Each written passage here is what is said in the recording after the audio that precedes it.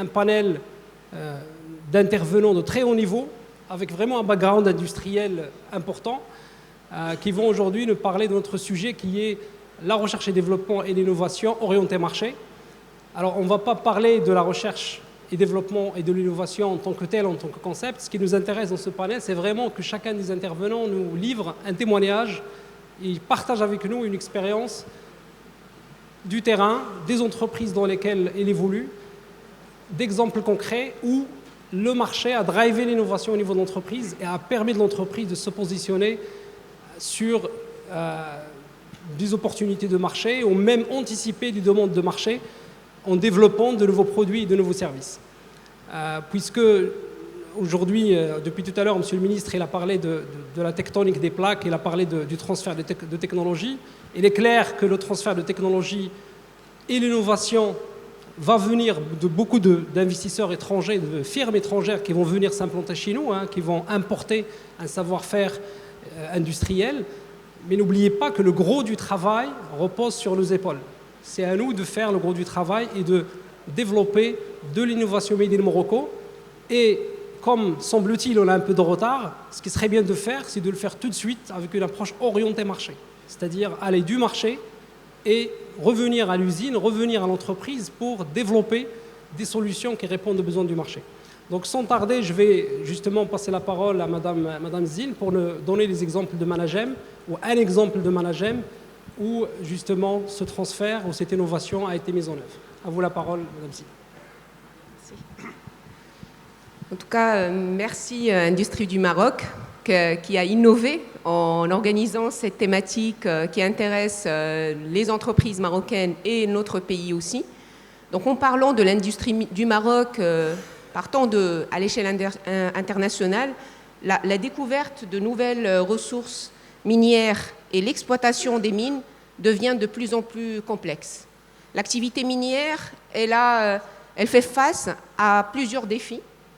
Une forte volatilité des cours, des ressources minérales qui deviennent de plus en plus rares et difficiles à explorer, des mines qui deviennent de plus profondes, avec des coûts d'exploitation plus élevés, avec des besoins en investissement de développement qui sont plus élevés. Donc face à ce défi-là, l'innovation n'est pas un luxe. L'innovation, c'est une nécessité pour justement assurer la pérennité de l'activité minière. Et si on veut parler du groupe Managem, le groupe Managem, il a adopté cette stratégie de développement depuis la création du pôle mine. Et c'est grâce à ça que le groupe, il existe encore, ça fait maintenant 90 ans. Parce que chaque jour, on était obligé d'innover pendant les 90 ans d'existence. Et là, vraiment, je tire hommage et vraiment aux ressources humaines qui ont toujours cru à cet état d'esprit d'innovation qui est vraiment ce qui distingue notre groupe et qui fait que ça survit. Concrètement, la stratégie d'innovation du groupe Managem, il est axé sur 3 niveaux d'ambition. Un niveau d'ambition en matière d'innovation qui cible l'excellence opérationnelle, c'est-à-dire concrètement, on améliore, on augmente les récupérations. Au lieu de récupérer d'un métal tout venant 70% de son contenu, on est en notre centre de recherche. D'ailleurs, on a créé le centre de recherche, le premier laboratoire de recherche privé au Maroc. Il a été créé, ça fait plus de 30 ans. Il a été dirigé par des compétences marocaines et c'est une fierté. Il est équipé vraiment des équipements et des technologies de pointe et que c'est grâce à ça qu'on a pu tirer et justement intéresser des chercheurs marocains issus des universités marocaines qui croient en la créativité, des chercheurs marocains qui sont vraiment issus aussi d'universités étrangères, que ce soit au Maroc, que ce soit en Europe, aux États-Unis, au Japon. Et c'est ces gens-là qui développent chaque jour des procédés de traitement pour l'excellence opérationnelle. Le deuxième niveau d'innovation, en termes d'ambition au niveau de Managem, c'est l'innovation progressive. L'innovation progressive qui cible l'utilisation de nouvelles technologies. Et donc là, vraiment, je voudrais parler de cas concrets. l'utilisation de nouvelles technologies, elle est utilisée à notre niveau sur toute la chaîne de valeur. Partant de l'exploration, et là, vraiment, je cite un exemple, là, on est en train d'utiliser des drones pour produire des cartes géologiques sur des superficies étendues et qui se font à des coûts faibles et avec des résolutions très élevées. Au niveau du développement minier, c'est-à-dire pour la réalisation d'ouvrages miniers, Managem a investi l'année dernière pour acheter un seul équipement, 60 millions de dirhams, le Race Boring. C'est le premier équipement au Maroc, le deuxième en Afrique, le 6e à l'échelle mondiale. C'est un équipement qui nous permet de réaliser des ouvrages miniers en vertical avec des coûts très intéressants, en gagnant du temps, tout en assurant la sécurité de notre personnel. Le 3e niveau qui est pour nous vital en termes d'ambition en innovation, c'est l'innovation transformationnelle. Et là, je rebondis sur l'exemple qui a été donné par le ministre quand il a dit qu'il faut qu'on soit orienté marché et on peut même changer de parcours d'étudiants pour s'adapter au marché. Sur ça, Managem, il est aussi pionnière parce qu'il y a 30 ans, il a développé un brevet et un procédé de traitement pour la production de cathodes de cobalt. Les cathodes de cobalt qui sont utilisées, le cobalt qui est utilisé maintenant dans vraiment l'aéronautique, les voitures électriques. On ne peut pas avoir une voiture électrique maintenant sans avoir le cobalt dedans, le nickel et le manganèse. Et là, Managem, il a vraiment pris de l'avance sur ça en développant, en ayant un brevet, et d'ailleurs c'est le premier brevet d'origine arabe, africaine, et d'ailleurs c'est une fierté pour nous les Marocains d'avoir ce brevet qui est reconnu à l'échelle mondiale.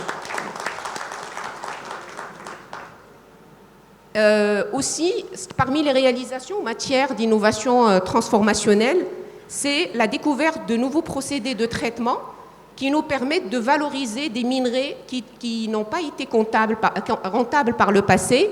Je prends la valorisation de tout ce qui est oxydé de cuivre. Le fait de découvrir ce nouveau procédé par nos propres chercheurs, par notre laboratoire de recherche, nous a permis de réouvrir d'anciennes mines. D'ailleurs, depuis 2009, on a réouvert à peu près 3 mines de cuivre pour l'exploitation des minerais de cuivre oxydé, qui lui aussi utile pour l'économie marocaine et l'économie mondiale, pour produire du concentré de cuivre. Le 3e exemple, c'est notre investissement en matière de R&D d'abord, il y a 10 ans, en économie circulaire.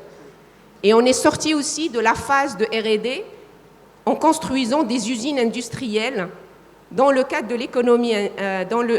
l'économie circulaire. Donc on est en train de produire à partir des halles, des rejets des mines, des produits valorisants tels que l'acide sulfurique, etc.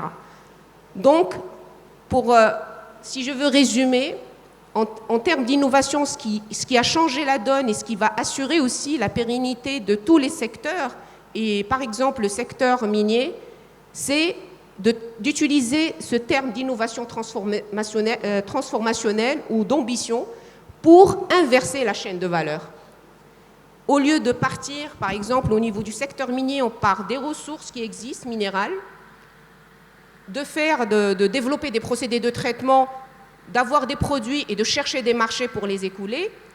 Il faut être orienté marché, de voir les marchés qui sont vraiment porteurs dans le futur, de voir la matière première, les produits dont ces marchés vont avoir besoin demain, et d'orienter, d'adapter, de développer de nouveaux procédés qui vont permettre de produire ces produits-là et après réorienter l'exploration pour la recherche de cette matière première.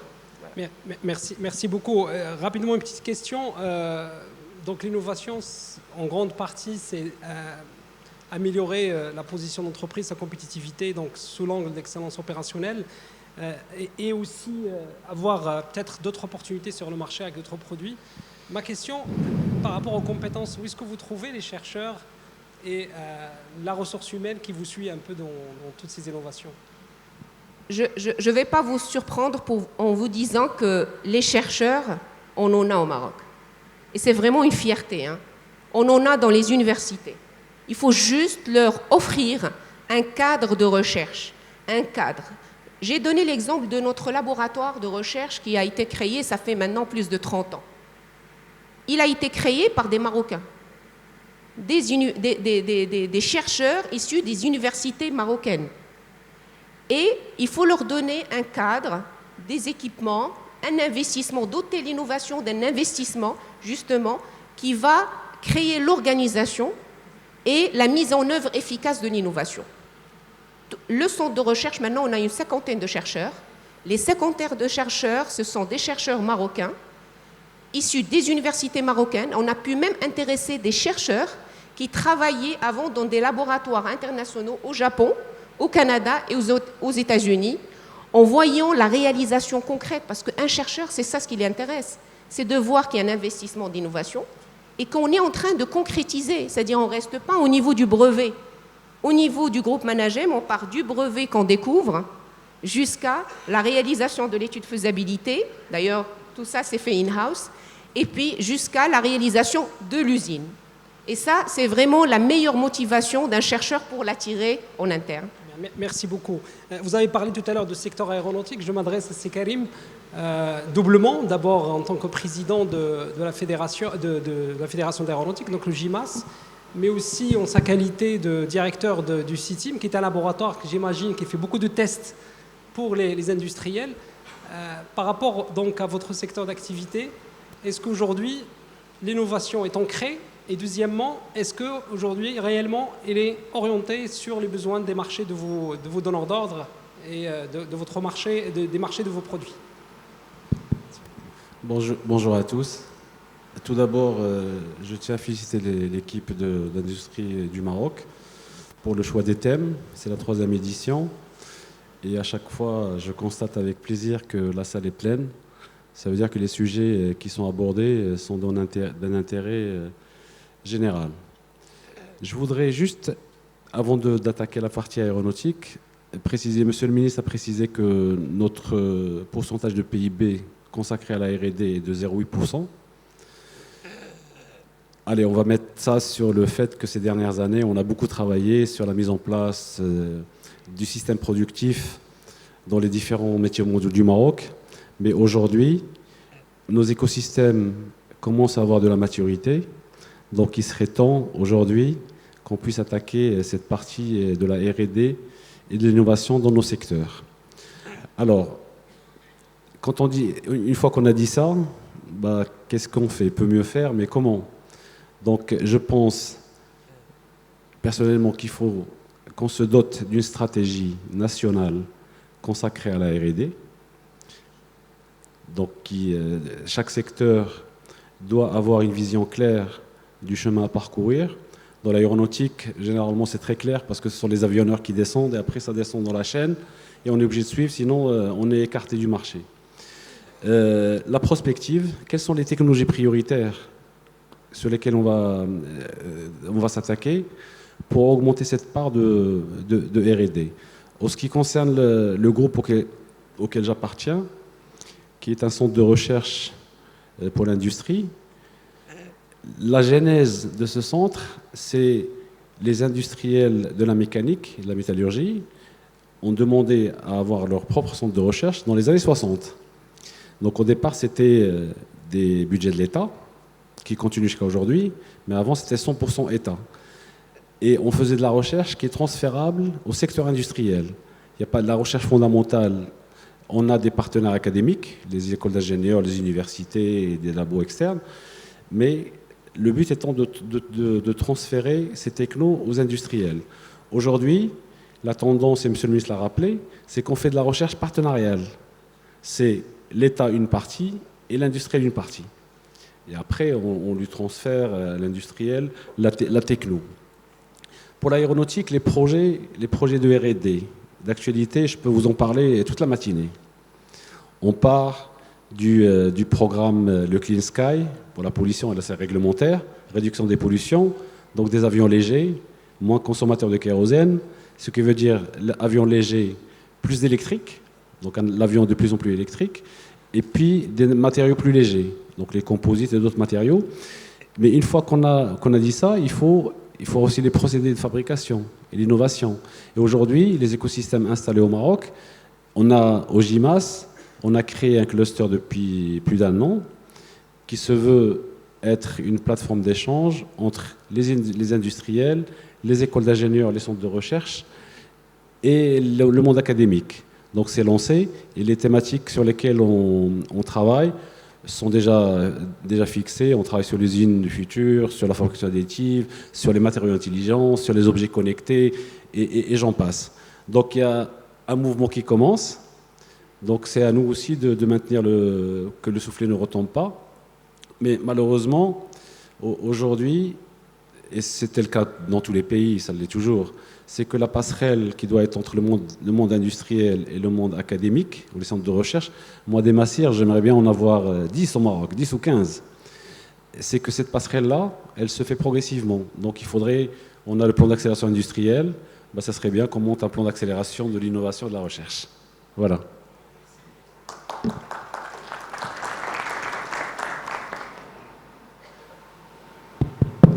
Merci, c'est Karim. Le secteur aéronautique et le secteur automobile, très souvent, on pense que c'est de l'externalisation, c'est-à-dire c'est des industries qui existent en Europe qu'on transfère au Maroc parce que la main-d'œuvre est moins chère, etc. Est-ce qu'aujourd'hui, dans votre secteur, dans les pièces que vous fabriquez, il y a du Made in Morocco, des parties de pièces développées par des Marocains? Il y a même des pièces où c'est gravé Made in Morocco. Aujourd'hui, quand vous prenez l'avion, si vous prenez un A320, un Airbus A320 ou un Boeing 737, il n'y en a aucun qui vole sans une pièce faite au Maroc. Et ce sont des pièces qui sont conçues, dimensionnées, fabriquées et envoyées aux avionneurs, parce qu'on travaille directement avec Airbus ou Boeing. Donc on est sorti, souvent on disait au Maroc on fait de la sous-traitance, on assemble et on envoie. C'est pas vrai. Ça a beaucoup changé en l'espace de 10 ans. Aujourd'hui, nos membres au GIMAS gèrent leur propre contrat directement avec les avionneurs. Il y a des bureaux d'études, des bureaux d'ingénierie. D'ailleurs, on a un écosystème ingénierie propre, où là, c'est des ingénieurs marocains, comme ça l'est pour l'automobile. L'automobile PSA, le véhicule qui va sortir au mois d'avril, c'est une conception faite au Maroc. Donc aujourd'hui, il ne faut pas garder cette idée comme quoi les grands donneurs d'ordre transfèrent des programmes et le Marocain est là pour faire le boulot. Aujourd'hui, on complète la chaîne de la conception jusqu'à l'industrialisation. Bien, merci, mais bravo en tout cas. Merci beaucoup. Je m'adresse aussi à une autre fédération, donc c'est Tarek. Vous qui êtes dans l'industrie mécanique, vous travaillez avec des grands donneurs d'ordre sur des gros projets, des unités de fertilisants, des unités d'industrie lourde. Aujourd'hui, la même question, je vais vous laisser bien sûr aussi nous expliquer ce que vous faites dans votre domaine, mais la même question aussi, est-ce qu'on fait plutôt finalement que de la sous-traitance pour des firmes qui viennent d'Asie, etc., pour donner de la main-d'œuvre et faire de la construction métallique? Alors, rebonjour tout le monde. Merci de m'avoir accueilli dans ce panel. Pour répondre à votre question, ce que vous avez dit pour la partie sous-traitance, c'était vrai il y a une vingtaine d'années, même plus. Mais depuis fin des années 90, dans notre secteur, nous ne sommes pas des sous-traitants. Nous sommes des partenaires. C'est différent. La sous-traitance, c'est être bête et discipliné. Or, aujourd'hui, notre secteur, c'est un secteur, comme j'ai dit, où l'innovation est une tradition. Quand on dit innover, on est intéressant en termes de prix, mais pour être intéressant en termes de prix, il faut réduire ses coûts. C'est de l'innovation en soi. On est aussi un secteur qui emploie, donc on ne fait pas la réduction de coûts sur le côté social, au contraire.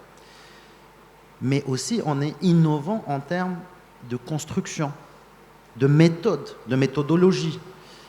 Et je peux vous assurer que dans le secteur, nous sommes à des années-lumière devant l'Asie. Et ce n'est pas le contraire. Donc non, nous ne sommes pas sous-traitants, nous sommes des partenaires. Quand vous parlez du domaine des fertilisants, je vais citer le cas, par exemple, de l'acide sulfurique. Il existe 3 technologies mondiales de base, mais c'est que de l'ingénierie de base. C'est la partie R&D. Mais la partie innovation, elle est marocaine par excellence. Aujourd'hui, il n'y a pas mieux que les Marocains pour construire des unités d'acide sulfurique à travers le monde. Par expérience personnelle, j'en ai fabriqué dans 5 ou 6 continents, y compris en Australie. Donc, non, nous ne sommes pas des sous-traitants.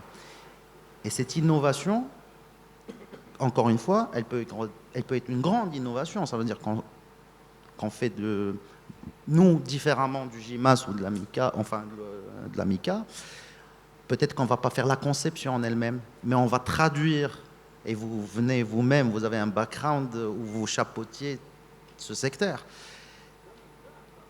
On a les gens de la R&D qui viennent avec le concept, mais pour traduire le concept à la réalité, c'est de la pure innovation et du grand savoir-faire. Tout à fait. C'est l'innovation, d'ailleurs, très souvent on pense aux produits, on oublie qu'il y a aussi de l'innovation dans les process, il y a aussi d'innovation dans les services. Au niveau de la fédération aujourd'hui, est-ce que ce sujet d'innovation comme au GIMAS, il est porté de façon collective? Parce que je reviens encore une fois, moi je connais un peu cette partie de l'industrie. J'aurais toujours aimé, j'aime encore, j'aimerais encore qu'une entreprise marocaine puisse devenir une entreprise qui peut fournir des usines clés en main à un OCP ou à un TAQA, etc. Pourquoi aujourd'hui on n'y arrive pas? Ça, c'est une question où il y a de la politique. Je ne suis pas là pour faire de la politique aujourd'hui. On peut faire des usines clés en main. Aujourd'hui, le problème des entreprises marocaines, il est plus sur l'assise financière plus que sur la capacité technique.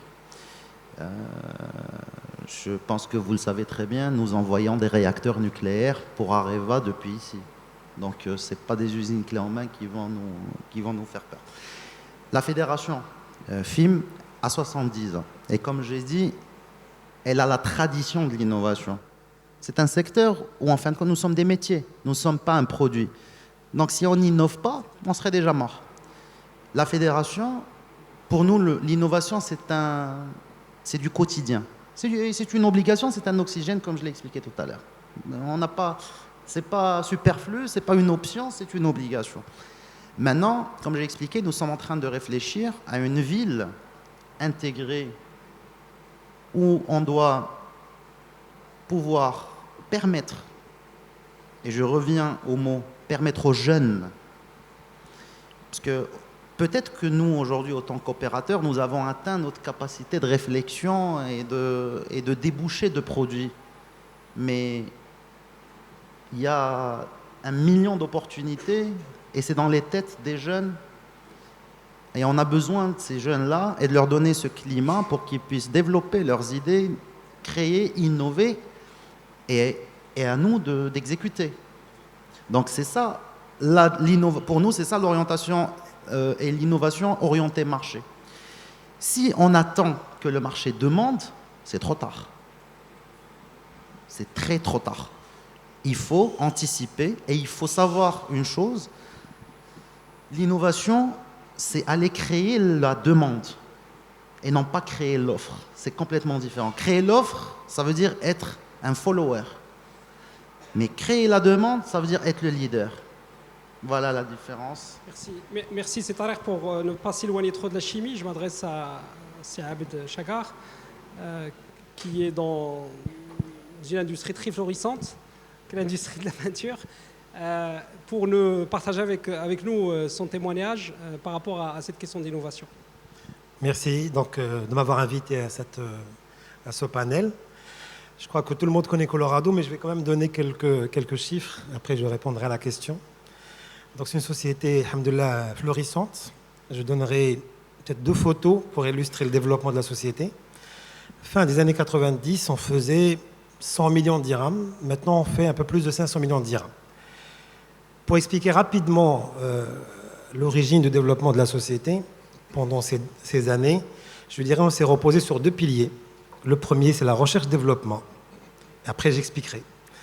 Et le deuxième, c'est le marketing. Et vous allez vous rendre compte qu'ils ont un vecteur commun, ces deux piliers, c'est l'innovation.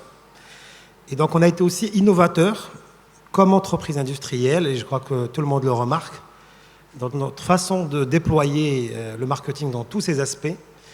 Et je pourrais donner tout à l'heure des exemples, mais ce n'est pas le sujet de la journée. Je vais focuser d'abord sur la recherche-développement. La recherche-développement, dans la peinture en général, pas seulement chez nous, est une nécessité. On ne le fait pas pour le plaisir, on ne le fait pas pour le paraître, pour le fashion, on ne le fait pas parce qu'on nous demande de le faire.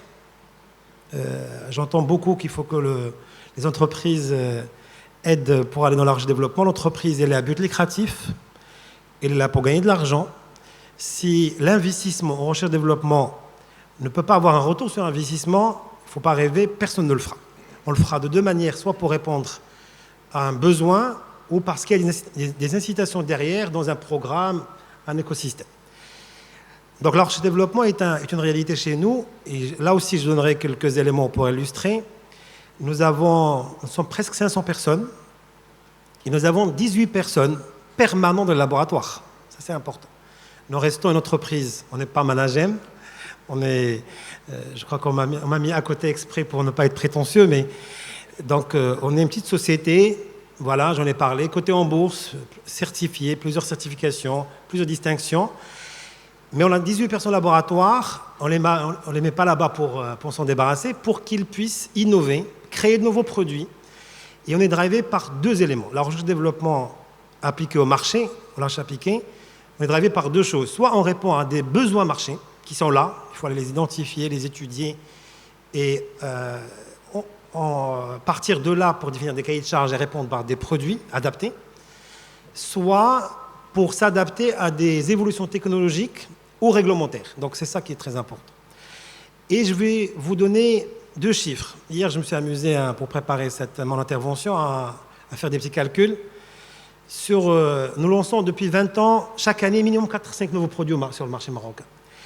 Et nous le faisons beaucoup mieux que des concurrents internationaux basés au Maroc qui lancent maximum un nouveau produit chaque 3 années. C'est pour vous dire un peu la démarche d'innovation qui nous guide dans notre façon de travailler.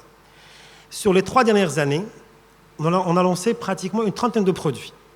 Ces trentaines de produits, ils ont représenté 10% du chiffre d'affaires 2018.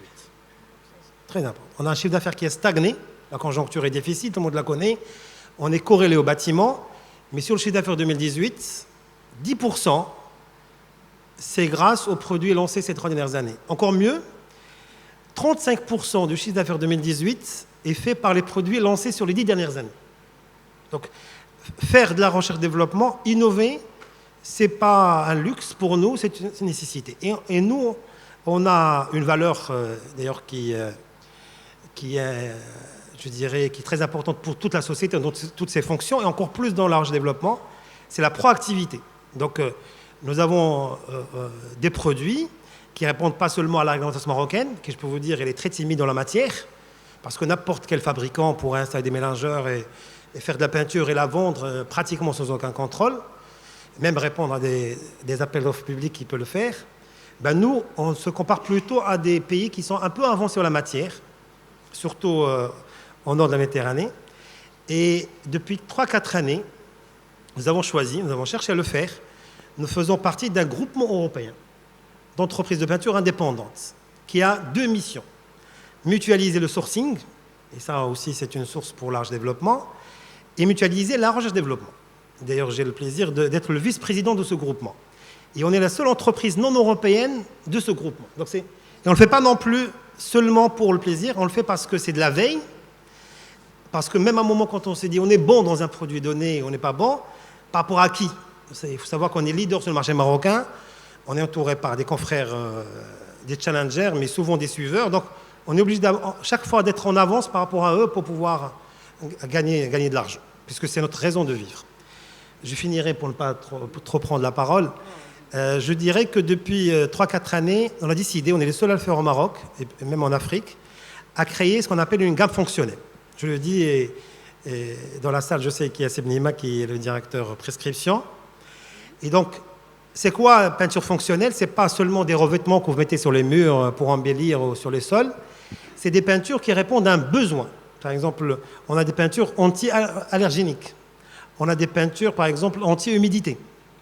On a des peintures qui répondent, voilà, ce genre de peinture. Et c'est des peintures qui sont certifiées par des laboratoires européens, parce que, malheureusement, au Maroc, on n'a pas encore les compétences pour le faire. Et il y a une question que vous avez posée tout à l'heure sur est-ce qu'on trouve des gens de la recherche. Je dirais que les gens de management chez Naouel sont plus gâtés que nous. Chez nous, ce n'est pas le cas. D'accord. Et ça, peut-être, je vais remonter plus haut. Je reprendrai ma casquette de vice-président de la Fédération chimie par chimie. Non, il y a un problème. Parce que la chimie, chez nous, la recherche et développement, c'est de la chimie de formulation. Et là, il y a un besoin. Même les recherches au Maroc, fondamentales, doctorales, c'est plutôt, je ne vais pas être méchant, mais plutôt de la recherche documentaire, des articles qu'on fait paraître, des séminaires qu'on assiste. Il y a très peu de la recherche appliquée. Et je reprends une des propositions de M. le ministre ce matin qui m'a intéressé. La formation internée est une solution. C'est très important. Et nous, on s'est adressé à des écoles d'ingénieurs justement pour leur proposer, dans leur cycle de formation des spécialités de chimie ou de mines, et je sais que c'est le même problème qui s'oppose chez Managem, en parlant auparavant notre ami Charat, il y a un besoin de faire des formations alternées, des ingénieurs qu'on prépare. Et c'est le meilleur tremplin vers l'emploi. Dans le laboratoire, on a beaucoup de Marocains de qualité, mais on a été obligés, et sans, avec beaucoup de modestie, d'enrichir avec des compétences européennes. Parce qu'il faut chercher la compétence là où elle existe. On a des Français, des Anglais, à côté des Marocains. Donc c'est ça la société. Je peux dire davantage, mais je préfère m'arrêter là. Merci. Merci Zéabed. Effectivement, paradoxalement, beaucoup de chimistes licenciés, docteurs, recherche de l'emploi, parce que justement, ils sont formés sur la chimie dont n'ont pas nécessairement les entreprises ont besoin. Une question très rapidement, vous avez parlé de votre relation avec le bâtiment et l'impact de la situation du bâtiment aujourd'hui sur le business. Dans quelle mesure aujourd'hui l'innovation vous aide aussi à diversifier vos secteurs d'activité pour justement rester résilient face au changement du marché? Est-ce que par exemple aujourd'hui vous vous intéressez à l'industriel, au maritime, où il y a beaucoup de besoins en peinture aussi? Exactement. Il faut savoir que jusqu'à 2002, on était une petite PME, on faisait tout et n'importe quoi. Donc on a pris une décision stratégique, mais vraiment stratégique. On était une petite PME, entreprise familiale, gérée à la familiale, la vraie et la pure familiale. Et de manière réfléchie, on a décidé d'abandonner, de se spécialiser, je vais dire, c'est plus simple, dans la peinture de bâtiments, pour concentrer nos ressources techniques, pour aussi optimiser nos achats, les stockages, ce genre de trucs. Et on a eu raison parce que on est monté sur le boom qu'a connu le Maroc sur l'immobilier entre 2002 et 2010. Et ça nous a permis de quintupler notre chiffre d'affaires, de tripler notre effectif et d'être leader de la peinture en 2007, en détrônant une multinationale numéro 1 mondiale qui était leader au Maroc pendant des décennies. Une fois leader en 2007, on s'est dit maintenant on sort à l'international. Maintenant on peut s'exporter parce qu'avec l'étiquette numéro 1 au Maroc, c'est plus facile de se présenter. Et en sortant international, on a passé une première année en 2008, aucun résultat. On s'est rendu compte qu'on était à côté de la plaque, comme on dit. Pour une raison très simple. La peinture, peut-être là, je vais vous apprendre quelque chose de nouveau. Contrairement à beaucoup d'autres produits, donc contrairement aux voitures, aux chemises, etc., ne s'exporte pas facilement. C'est la peinture qui est utilisée en Algérie, par exemple à côté, qui est notre premier marché aujourd'hui à l'export, ou Madagascar, ce pays où on exporte aussi, on exporte au Djibouti, en Russie, en Pologne aujourd'hui.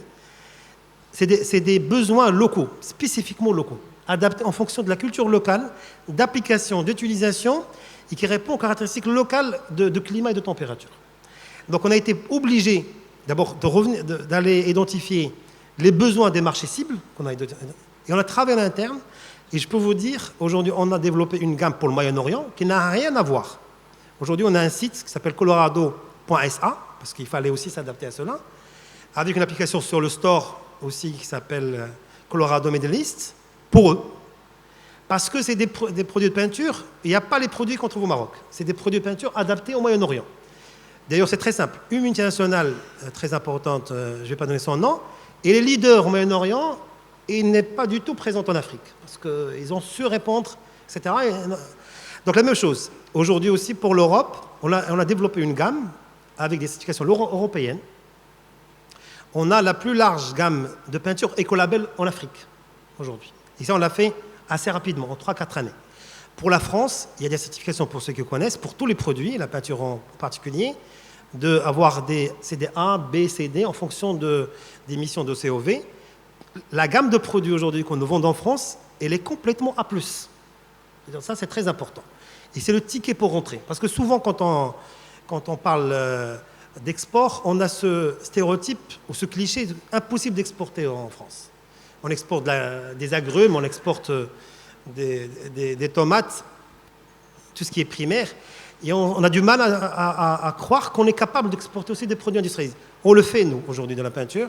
Nous avons même un grand fabricant français de peinture, que je peux nommer, qui est partenaire. La gamme décorative que ce partenaire commercialise en France, c'est Colorado. Vous partez dans ces showrooms, vous trouvez sa gamme peinture bâtiment et industrielle, et vous trouverez la gamme Colorado décorative. La même chose. Un très grand fabricant en Égypte, et je peux aussi donner son nom, c'est la filiale d'une multinationale indienne, Asian Paints, qui fait 2 fois le chiffre d'affaires de Colorado.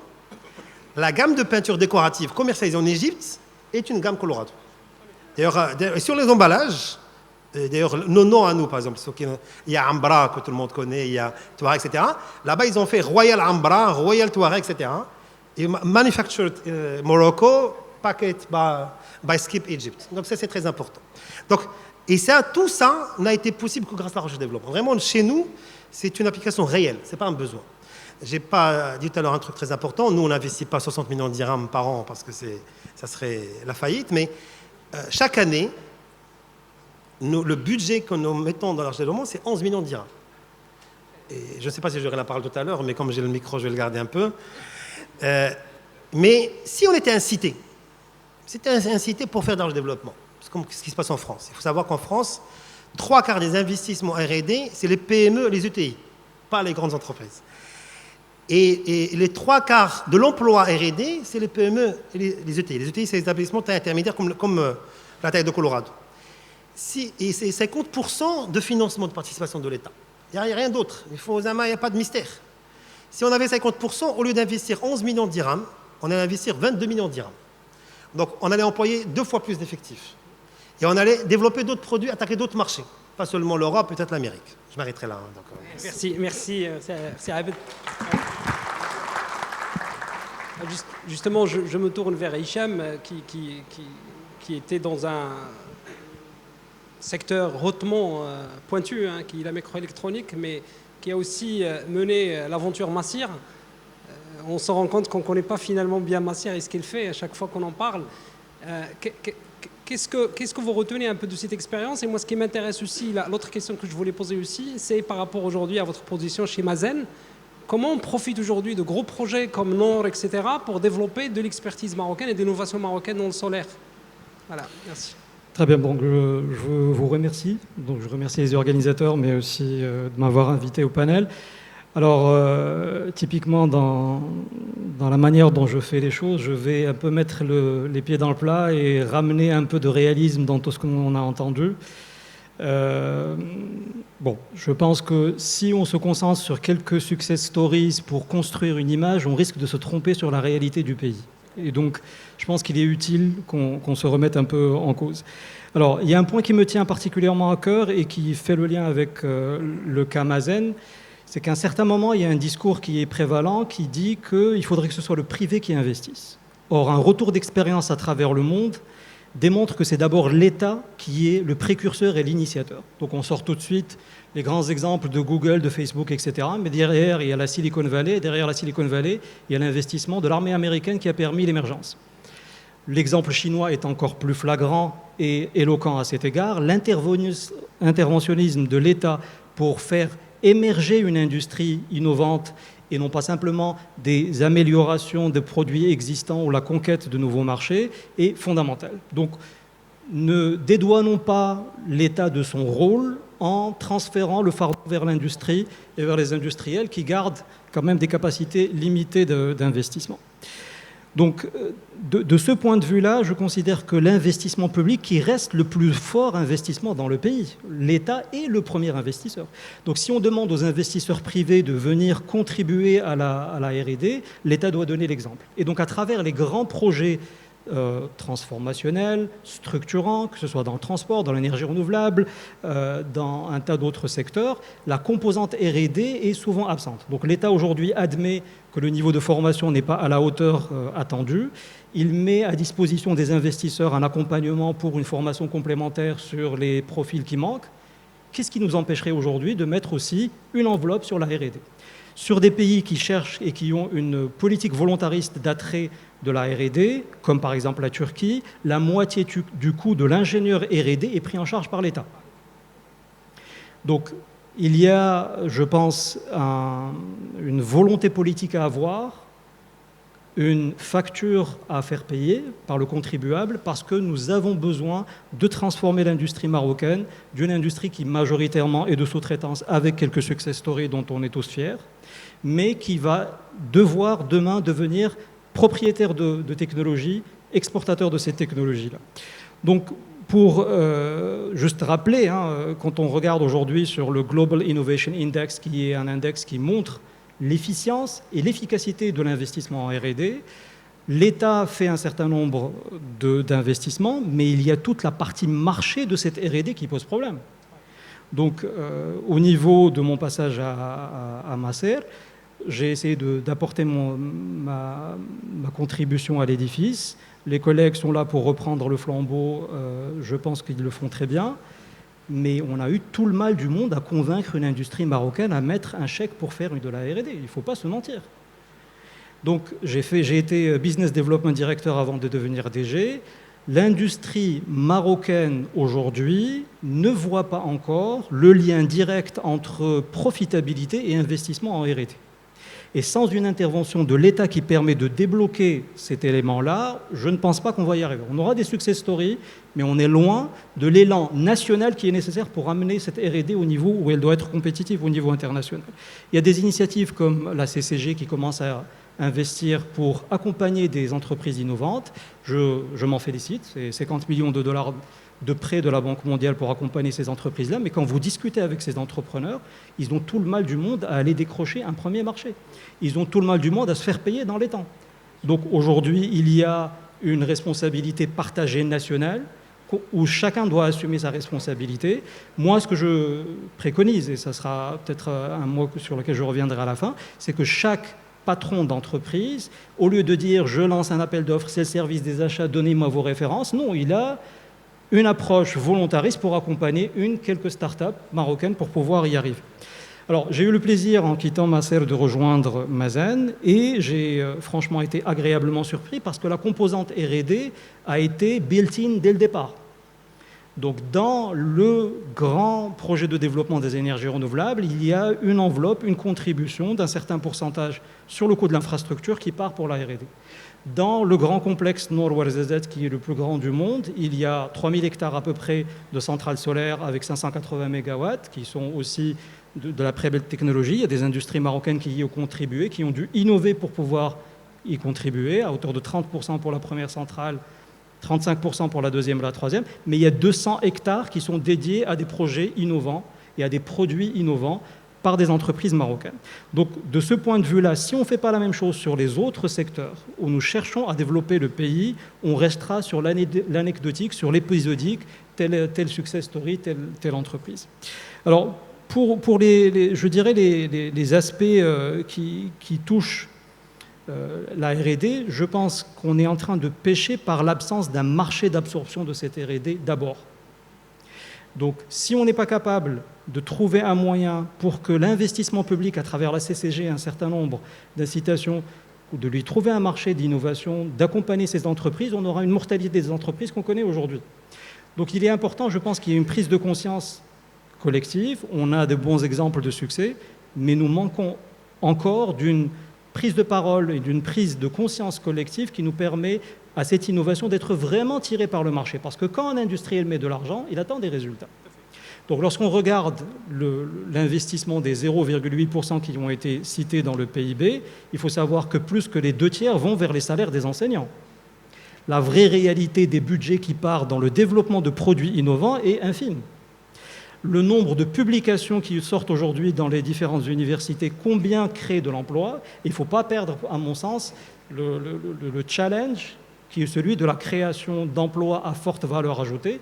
Le discours de Sa Majesté a été là pour le rappeler, les gens partent. Et donc, nous devons changer de paradigme pour pouvoir faire de cette R&D vraiment tirée par les marchés. Alors, il faut commencer effectivement par avoir des industriels qui sont aux pilotes, qui seraient les pilotes de l'investissement public, mais nous devons aussi faire attention que cette innovation, c'est comme un arbre qu'on est en train de planter, il faut lui donner et de l'eau, et du soleil, et de l'accompagnement, et des fertilisants, et espérer que ça aboutisse. Et accepter la culture de l'échec.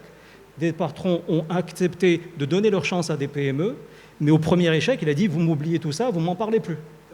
Donc il y a un changement de mentalité à effectuer au niveau de toute la chaîne de valeur, sans quoi nous resterons à un pays qui fait de la sous-traitance et de temps en temps quelques bons exemples qui justifient nos invitations dans les panels et pour qu'on se tape sur le dos et dire on est très bien, on est impeccable. Donc Masser est là, il a du mal à aller accrocher des industriels et les universités sont là, ils ont du mal à dépenser l'argent qu'ils sont dans les universités. On est à peut-être quelques pourcentages du potentiel d'innovation qui serait celui du pays. Les grands chantiers du pays doivent avoir une composante R&D. Et je pense que c'est peut-être tout l'intérêt de cet événement-là, de cette prise de conscience que je voulais éviter, c'est qu'on ressorte en disant on est les tops, alors qu'on est encore très loin. Merci Hicham. Justement, on parlait tout à l'heure de l'État. L'agence Mazen, c'est un démembrement de l'État. Est-ce qu'aujourd'hui, sur les projets qui ont été réalisés, on a quelque chose à partager ? Une contribution à améliorer justement la réflexion sur ce sujet? Alors, on en a plusieurs, donc je vais en citer quelques-uns. Si vous me permettez, juste avant d'y arriver, le Maroc a été aussi très bon sur l'attraction des IDE. Et donc ST Microelectronics et ST Ericsson étaient un excellent exemple. Lorsque ST Ericsson, on a été une équipe d'ingénieurs pionniers qui a conçu l'un des processeurs qui sont allés sur le Samsung S3 Mini, c'est une fierté nationale. Mais le problème qu'il y a, c'est que lorsque cette activité s'est arrêtée, il n'y a pas eu une politique de l'État pour pouvoir capitaliser sur ce transfert de savoir-faire. Donc on a eu des entreprises qui sont des entreprises anglaises, qui sont venues, qui ont démarré de zéro et qui ont atteint une cinquantaine ou soixantaine d'ingénieurs de pointe dans les technologies sans que le pays en profite. Aujourd'hui, il travaille pour développer le marché chinois. Donc sur ces success stories, Mazen a décidé qu'elle allait faire, comme quelqu'un l'a dit tout à l'heure, un développement de R&D partenarial. Et donc on a bâti une offre de partenariat à destination des grandes multinationales. Il y a eu sur la dernière année plusieurs partenariats, notamment avec Siemens sur toute la partie solaire thermique. Il y a eu un partenariat avec CMI, qui est une boîte belge, sur toute la partie gestion des centrales. Nous avons aussi des partenariats avec Azelio, où il y a un co-investissement pour le développement. Et donc l'approche Mazen, c'est de dire, si on veut rapidement rattraper, on doit co-investir et assurer un transfert de savoir-faire. Donc il y a sur la plateforme aujourd'hui de R&D, il y a Alsolen aussi qui développe des process innovants. Mais notre approche, c'est de dire, il y a un dynamisme qui est le propre des PME. Il y a une lenteur qui va être inévitablement celle des grandes institutions de l'État. Et donc on va s'appuyer sur ce dynamisme-là pour s'assurer un transfert de savoir-faire et accompagner cette vague et permettre aux industries marocaines, donc j'en cite plusieurs, qu'on est en train d'accompagner pour devenir des acteurs propriétaires et développeurs de technologies, chose qui aujourd'hui fait encore défaut. Merci Hicham. On reste dans le solaire. Je donne la parole à Karim Zahmoul qui opère dans le secteur. Pour partager avec nous quelques expériences et puis nous dire le vécu de l'industriel. Merci à l'industrie du Maroc pour m'avoir invité sur ce panel. J'ai l'honneur de présenter la compagnie Almadan, qui est une nouvelle compagnie, donc nous n'avons pas toute l'expérience que vous avez entendue sur ce panel aujourd'hui. Je représente un investisseur américain qui a fait le pas pour investir au Maroc dans une région, dans la ville de Al Hoceima, et de construire aujourd'hui une unité de production de panneaux solaires qui est une unité qui est probablement l'unité la plus grande en Afrique aujourd'hui. Et surtout, il a choisi de pénétrer un marché, de marché de haut de gamme. Parce qu'aujourd'hui, je vais vous donner un peu de statistiques, un peu de chiffres. Quand on regarde l'industrie solaire aujourd'hui, le monde a installé dans le monde de 500 gigawatts de panneaux solaires. Donc pour un peu vous donner, cadrer ça, 500 gigawatts, ça représente la production totale, la capacité totale de production d'électricité mondiale, toute technologie confondue, on est à peu près à 6500 gigawatts. Donc, les entreprises chinoises aujourd'hui sont les plus grosses. Les 10 plus grosses entreprises qui produisent des panneaux solaires sont chinoises. Elles représentent 70% de la production mondiale de panneaux solaires. L'année dernière, la production mondiale de panneaux et la production installée de panneaux solaires sur Terre était d'à peu près 95 gigawatts. Donc, quand nous avons choisi de pénétrer ce marché, son background de cet investisseur n'est pas dans l'énergie, il est dans la production de marketing digital. Mais il s'est intéressé et a beaucoup apprécié, et a voulu s'investir. Ce qu'on appelle, il a eu le bug pour l'énergie. Il habite entre Tanger et la Californie. Et donc, il a voulu trouver un moyen de pénétrer ce marché et de participer dans des projets, dans des appels d'offres pour pouvoir créer des sociétés de projets solaires. Et donc, il a dû choisir quelque chose qui marcherait pour lui et qui aurait ce qu'on appelle le coût le plus bas de LCE. Il a d'abord acheté une entreprise en Allemagne pour faire du R&D, une entreprise de R&D pour mieux comprendre où se positionner sur le marché. Et l'entreprise qu'il a rachetée l'a conseillé d'aller vers une technologie qui était plus chère, et donc pas la technologie du cheval de bataille d'aujourd'hui qui carpète tous les parcs solaires de la planète, qui est un panneau qui est fait avec le côté face soleil en verre, le côté arrière en un plastique, un polymère, et il y a un sandwich entre les deux qui est ce qu'on appelle une lamination qui est fait dans des fours pour coller le verre au plastique et entre les deux mettre des cellules photovoltaïques. Et aujourd'hui, c'est des panneaux qui ont maintenant 10 ans sur le terrain, et il y a beaucoup de dégradation, il y a beaucoup de soucis, beaucoup de hotspots, beaucoup de termes techniques qui montrent que les panneaux n'ont pas produit avec autant de production électrique que ce que les sponsors de projets pensaient qu'ils allaient avoir quand ils ont financé ces projets de parcs solaires. Donc, le choix qu'on a fait, c'est de faire un panneau qui était à l'époque, parce que l'usine a été conçue en avril 2017, il y a donc à peu près 2 ans, un an et demi. Et le choix qui avait été fait, c'était de choisir quelque chose qui était très avant-gardiste à l'époque. Et les manufacturiers de machines qu'on a choisis nous recommandaient de ne pas faire ça, pensaient que c'est très difficile de gagner de l'argent parce que tout le monde cherche ce qu'on appelle le cheval de bataille. C'est un panneau à 60 cellules de polysilicone parce que c'est le moins cher sur le marché, que les Chinois ont produit pendant toutes ces années. Tous les manufacturiers de panneaux solaires aujourd'hui produisent plus ou moins ce panneau. Et réadapter leur ligne de production pour produire des panneaux vert ou des panneaux qui sont plus avancés coûterait beaucoup d'argent pour eux. Donc ils restent sur cette technologie, et c'est maintenant les nouveaux entrants comme nous avons choisi de faire quelque chose qui était plus avancé technologiquement, donc pouvoir mettre des cellules. Ça, c'est sans vous parler des cellules déjà. Il y a énormément de choix dans les cellules qu'on a à faire aussi en termes de choix de technologie, mais le vert, c'est quelque chose qui est nouveau, et à l'époque, c'était très avant-gardiste de faire ça. Donc le verre qu'on a choisi, c'est un verre laminé de 2 mm de chaque côté, donc c'est un panneau très très fin, qui doit tenir, mais l'avantage qu'il a, c'est qu'une fois qu'il est laminé avec un encapsulant, encore une fois, ça c'est ce que je vous disais, c'est le plastique que l'on met entre les deux morceaux de verre pour créer ce sandwich qui doit durer 30 ans et continuer à produire pendant 30 ans. Et c'est ça, c'est de là tout l'art du panneau, toute la science qui rentre dans le panneau, la recherche et développement. Et le choix qui avait été fait, donc, c'est de faire du verre avec un POE, qui est un encapsulant spécial qui ne s'érode pas avec la pluie et le temps et l'eau, alors que le EVA qui est utilisé dans d'autres panneaux a tendance à avoir une dégradation plus rapide. Donc là, je vous donne un peu trop de détails probablement techniques, mais c'est pour vous expliquer que c'était un choix qui a demandé beaucoup de réflexion pour pouvoir participer à ce produit qui est vraiment une commodité aujourd'hui. Et donc là, aujourd'hui, nous avons une usine qui produit des panneaux de haute qualité que nous allons utiliser pour nos propres parcs d'abord. Donc le choix, c'était de choisir quelque chose qui avait une énergie qui durerait longtemps pour réduire le coût, le rendement du projet ou le coût de l'énergie produite par le parc. Merci, c'est Karim. Merci, j'espère qu'il y aura un transfert de know-how et de technologie vers nous autres Marocains. Je vais m'adresser à Hicham Lahlou. Je l'ai laissé exprès pour la fin. Sûrement, il s'est rendu compte de ça parce que, d'abord, lui, l'innovation, c'est ce qu'il fait tous les jours, depuis qu'il se réveille jusqu'à ce qu'il s'endort le soir. Et en fait, je voulais lui poser une question parce que moi, personnellement, je suis convaincu que le problème de l'innovation à HED Développement Maroc, ce n'est pas uniquement un problème de moyens. Je pense qu'il y a aussi un problème lié à notre éducation, à notre façon de voir les choses. Et donc, je voulais aussi que vous partagez avec la salle cette passion que vous avez pour l'innovation et comment on pourrait libérer les énergies des Marocains pour qu'on devienne vraiment une nation innovante et qui a sa place sur le plan mondial. Tout d'abord, je voulais remercier Sicham et les équipes d'industrie du Maroc. Bravo pour l'événement.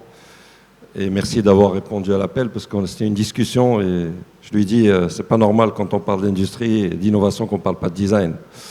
Parce que dans la tête des gens, le design, c'est toujours le meuble ou la déco ou l'artisanat revisité. C'est bien, mais c'est pas ça le design.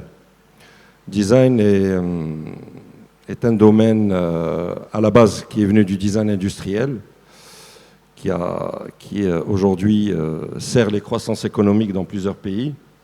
Pas besoin d'avoir du pétrole, ou du manganèse ou du cobalt, même si ça peut servir dans des applications technologiques.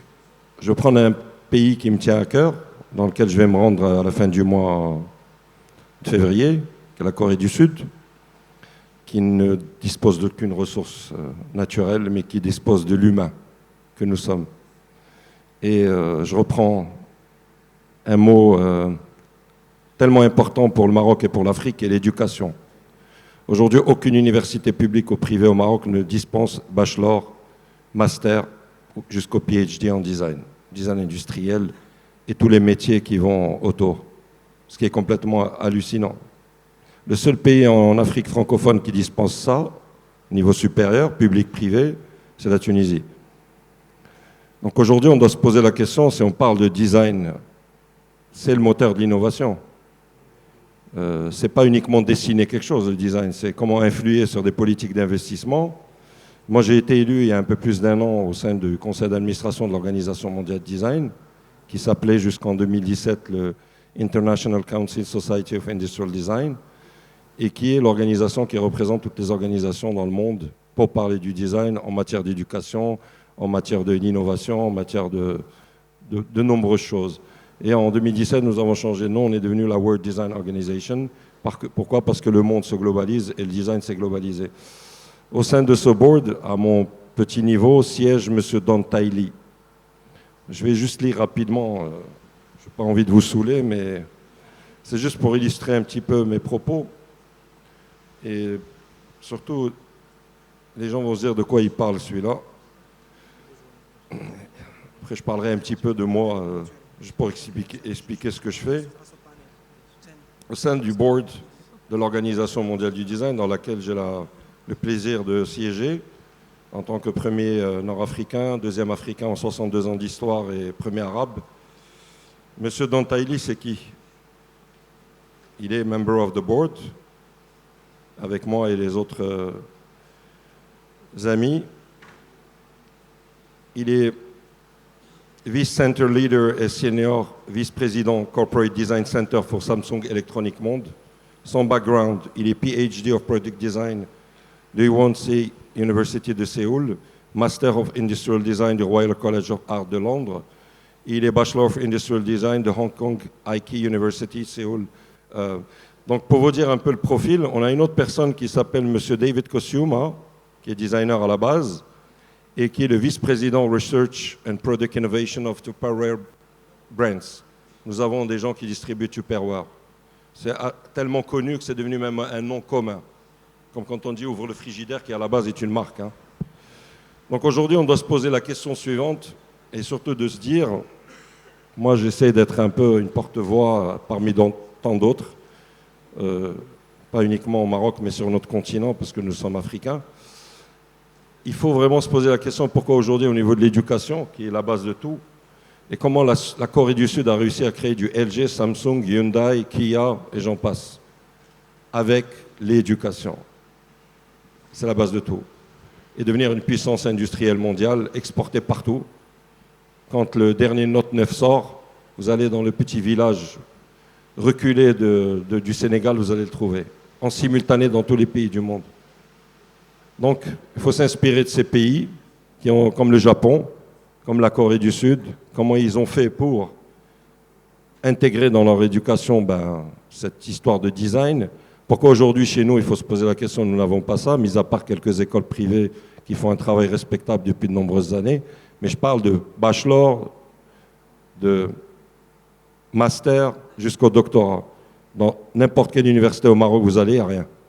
Dans les écoles de business étatiques et publiques et privées, le design management qui est enseigné depuis très longtemps, jusqu'au master, n'est pas enseigné au Maroc. Pourquoi? Pourquoi il existe la Design Management Institute à Boston, qui régit le domaine du design management? Allez voir le site de la Design Management Institute, vous allez voir comment le design influe sur la croissance des entreprises et des économies à tous les niveaux, hein. Petite PME, grande PME. Dernièrement, McKinsey a sorti un rapport que vous pouvez trouver sur Google, la valeur du design. À quoi ça sert le design? Il y a un rapport qui a été fait par McKinsey et ça parle chiffres.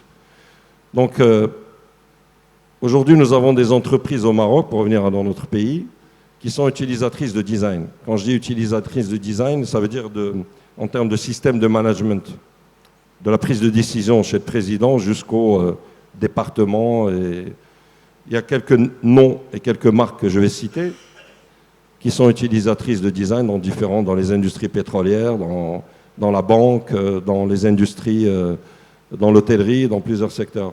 Il y a des entreprises qui ont compris depuis un peu plus de 20 ans comment le design peut les aider à être beaucoup plus forts, à mieux se positionner et faire du chiffre.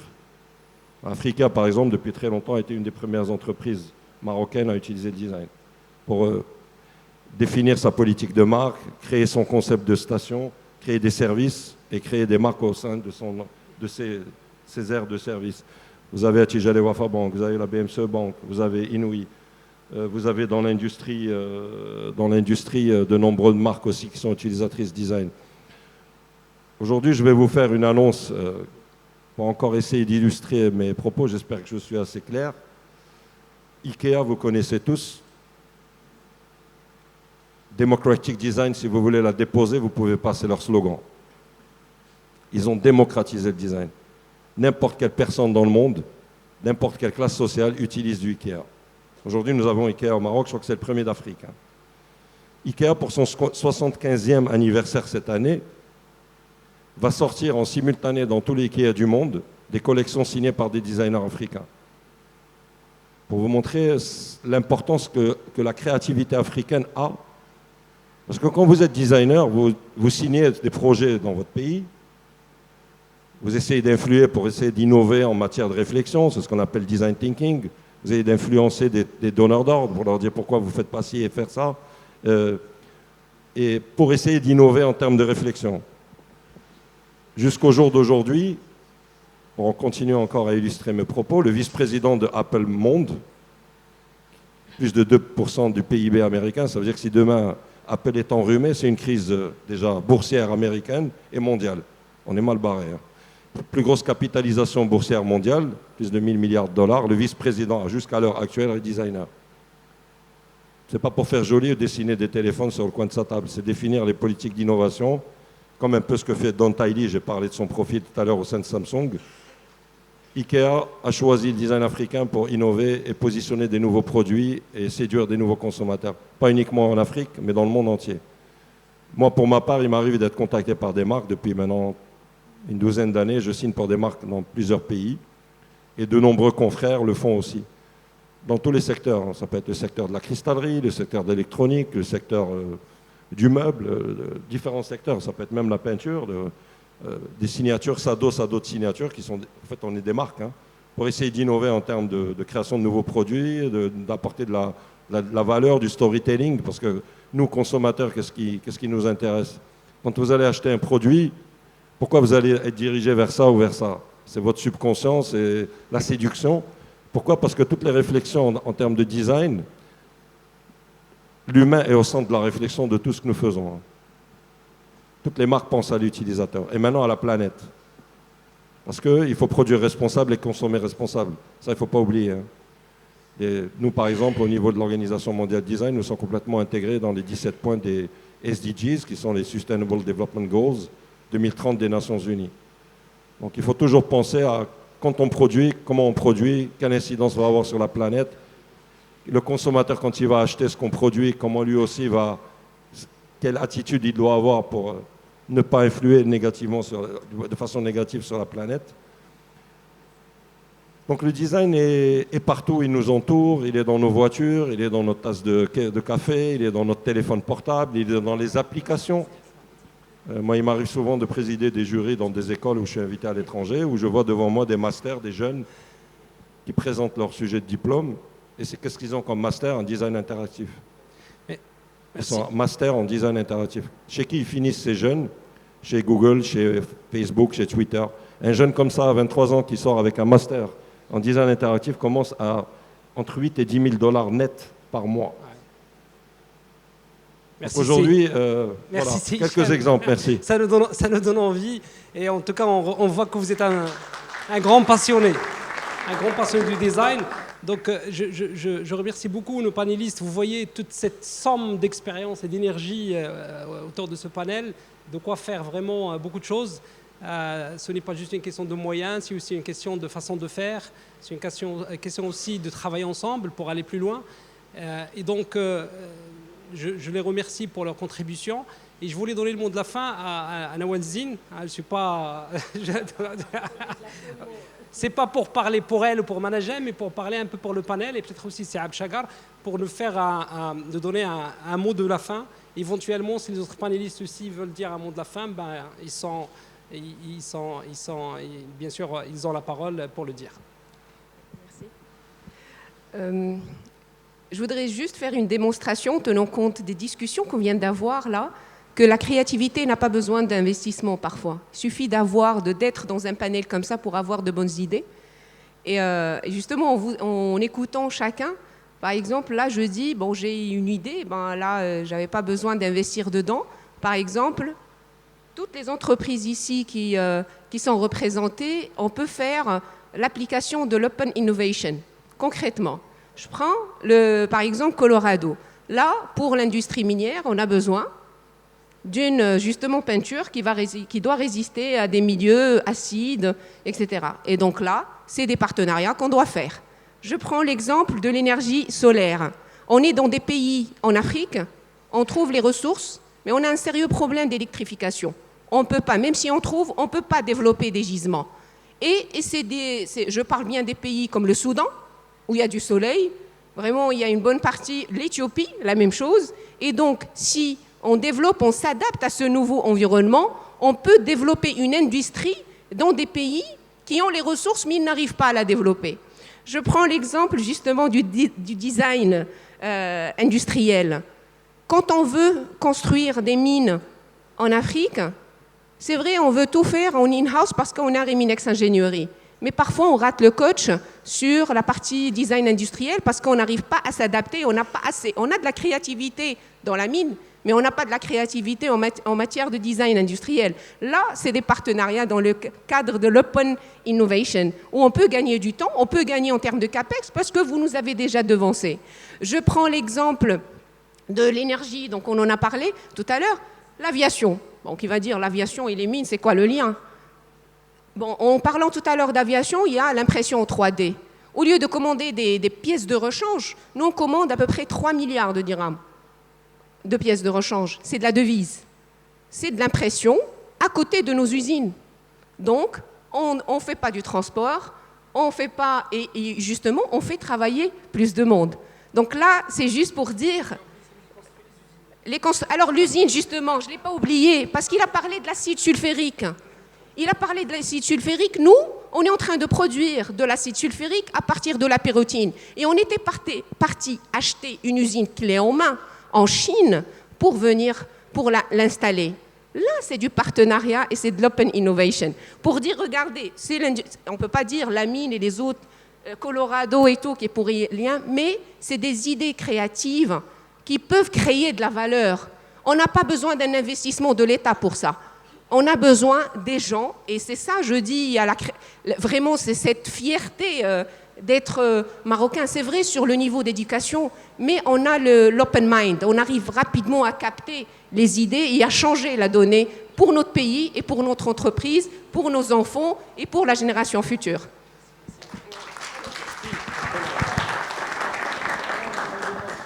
Les 3 milliards, je prends tout de suite. Donc, c'est très difficile de parler après le discours de Nawel. Donc, moi, je vais revenir un peu sur terre. C'est vrai, moi, on est ouvert, hein, donc ça me permettra de rentabiliser ma présence ce matin. Moi, honnêtement, ce sujet de R&D me parle beaucoup. Tout à l'heure, j'ai illustré que c'est une réalité chez nous à Colorado et c'est une nécessité. Mais si on doit sortir avec des recommandations après cette table ronde, moi je pense qu'on doit avoir des exemples qui ont réussi ailleurs. Je crois l'idée, puisqu'il y a les assises de fiscalité qui s'annoncent en avril-mai, l'idée du crédit d'impôt est une réalité qui a marché partout. Il faut l'introduire au Maroc. Ça, c'est un truc très simple.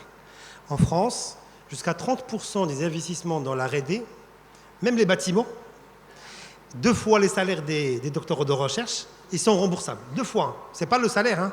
C'est 2 fois le salaire des doctorants en recherche sont remboursés. Ça, c'est la première recommandation. Tout à l'heure, j'ai parlé de la formation alternée. Il faut donner plus de souplesse, ou peut-être aujourd'hui parler plus d'agilité, puisqu'on parle de disruption.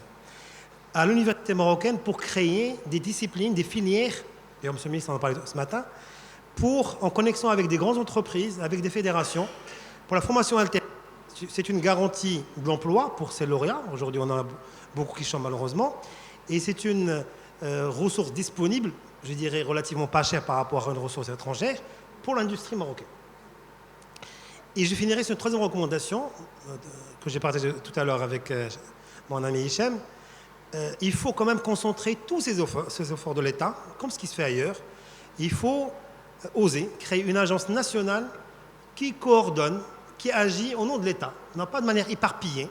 En France, il y a la NR, je crois, la ANVAR, l'Agence nationale, etc., qui, elle, pilote les incitations publiques, les programmes d'accompagnement et rend un bilan. Parce que depuis toujours, on parle de 0,7%, de 0% de dépenses, mais on parle rarement de bilan de ces investissements. C'est très important, cela. Merci. Il avait le micro, il l'a gardé, je suis son copain, donc je le récupère. Donc je voudrais juste très rapidement, en 2 minutes, juste parler du fait qu'il y a des cycles de développement d'industrie. Et donc aujourd'hui, nous sommes au début d'un nouveau cycle. Il y a effectivement toute l'impression 3D, il y a l'intelligence artificielle, il y a tout ce qui est Internet of Things. Donc on a une nouvelle opportunité de se positionner sur une industrie naissante et il ne faudrait pas qu'on rate le coach. Parce que lorsque l'industrie des transports est en train d'être transformée avec l'électrification, avec de nouveaux modèles, donc nous avons des fenêtres d'opportunité qu'il faudrait qu'on saisisse et il faudrait quelque part qu'on mise, qu'on mette les risques sur la table pour permettre à de nouveaux acteurs d'émerger. Certains mourront, mais c'est sûr que si nous ne faisons rien, nous n'aurons pas d'acteurs de développement économique demain. Merci Hicham. Ça ne m'empêche pas non plus moi-même de vous inviter à voir ce qu'on fait au niveau de Supimir. On est en train de tester avec 3 entreprises d'alternance. Je peux vous dire, il y a déjà beaucoup d'employés qui viennent 1 jour, 2 jours par semaine pour se former et travailler le reste de la semaine. Et c'est des entreprises qui le font sans soutien de l'État. C'est-à-dire qu'ils payent les salaires des 2 jours, ne serait-ce que pour développer justement les compétences de leurs collaborateurs avec un curricula qui est basé sur une ingénierie faite avec l'entreprise. Donc je pense qu'on est dans le monde des possibles. Donc armons-nous de patience, d'amour de cette patrie et nous réussirons. Merci à vous.